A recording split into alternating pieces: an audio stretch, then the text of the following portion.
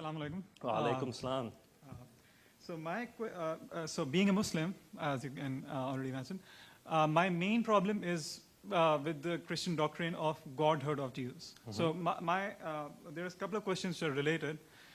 First of all, I find this concept logically fallacious.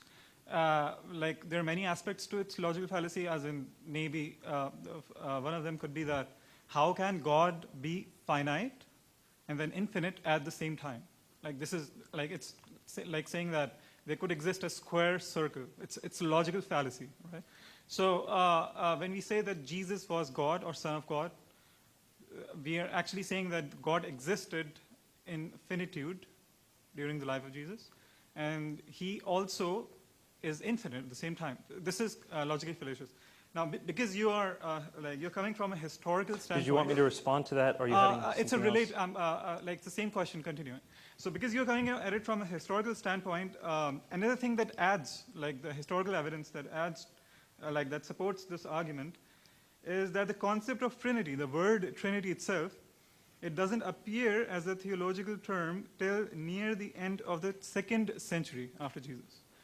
So it was first used as trias by Theophilus, the bishop of Antioch, in AD 180. So we can,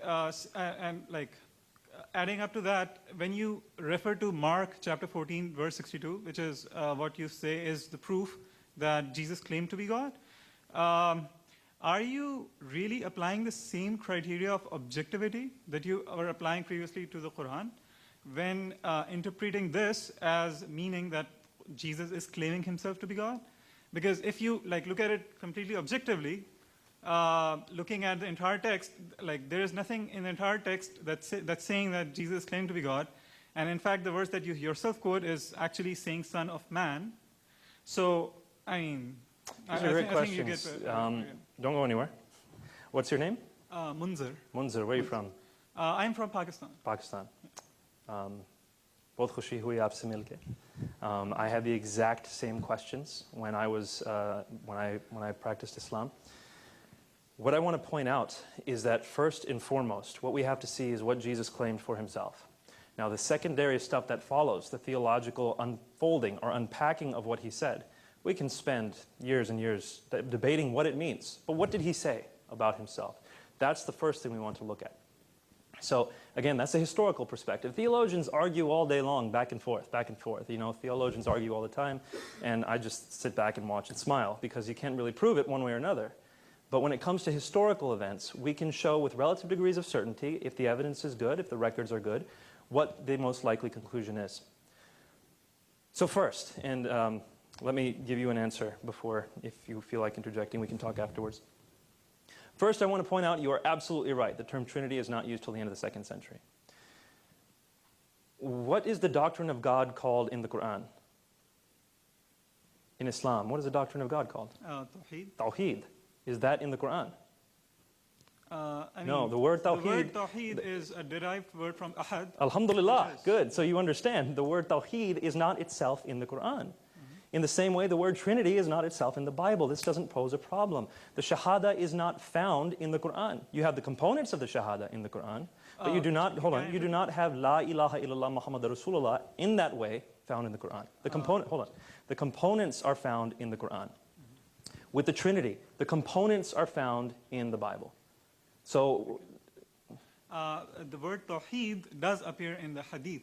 Oh, that's great, but it's not in the Quran. Narrations of the Prophet. And the Hadith is much later. So we're looking at you asked for the Bible, and we have within the early canonical tradition, people calling a God a Trinity in the early canonical tradition. In fact, much closer to Jesus' time than the Hadith were to Muhammad's time. So whichever way you stack it, when you're consistent, you end up with a stronger case for the Trinity, for Jesus' deity. Now I want to continue on to your next part of your question, which is Jesus finite or infinite? The argument is that Jesus is, actually I'm going to pose it in a slightly different way. Can Allah come onto this world if He wants? Can He be in this world if He wants?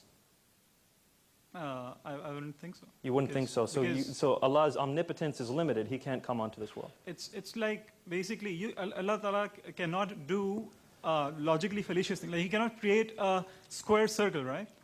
Because that's something logically But fallacious. how do So we there know are that's what certain this things is? that Allah But cannot how do we know that's what this is? Because, for example, in Surah Al-Imran, when Allah is talking to Moses, it says in Surah Al-Imran, I think it's Surah Al-Imran, it might be Surah 18, but double check, that Allah, as he spoke to Moses, Allah was in the bush. Allah was in the bush. So if you want to say that meant something else, well, you're going to have to argue with the Quran on that one. It seems to be pretty clear that Allah can emanate His voice from a physical place. He can be in a physical place in a sense. In the same way, I don't believe that God coming to this earth limits His omnipotence. It's not a limitation of His omnipotence. Jesus has taken on flesh. God the Father is still everywhere. God, Jesus, the Son, is here on this earth. It's a limitation in that sense, but it's not a limitation of His nature. He is both the divine and human nature. That's the argument. Now, I want to talk about briefly, and then we're going to have to go to the next question, but let's talk afterwards for sure. You asked about the Son of Man. You said He's not calling Himself the Son of God, He's calling Himself the Son of Man. I'm emphasizing to you, my friend, when this hit me, again, while I was practicing Islam, when this hit me, it hit me like a bolt of lightning. The claim Son of God, according to Jews at that time, was not anything divine.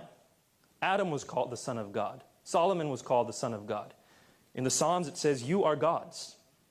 It's not a divine claim to call someone a son of God. But when someone refers to that Son of Man coming on the clouds of heaven, who's going to receive glory, authority, and sovereign power, and people of every nation and language are going to worship Him with the worship due only to God, that Son of Man is more than just a human. He is divine. He's going to be worshipped by all people of all time. So when Jesus calls Himself the Son of Man, it's not the Son of God title. And lots of Christians get this wrong, so I'm not pointing the finger at you. Lots of Christians say, oh, Son of Man means He's human, and Son of God means He's God. No, it's the other way around. In the Jewish context, Son of God was a normal human title. Son of Man, from Daniel 7, that was something divine. Go back and read Daniel chapter 7. See that this man is worshipped by all people from all eternity. This man, or one who looks like a human anyway, is worshipped by all people alongside of God the Father. That's the one Jesus is claiming to be. Definitely understand that point that I'm trying to make. And so when you see that Jesus' claim is found there in Mark 14:62, it's found in all the Gospels, and every time Jesus uses the term Son of Man, He's alluding to that. You cannot extract that from the Gospels. So please put Mark 14:62 next to Daniel chapter 7 and see what Jesus is claiming for Himself. And we'll talk afterwards for the rest. Lord bless you, my friend. We'll take one last.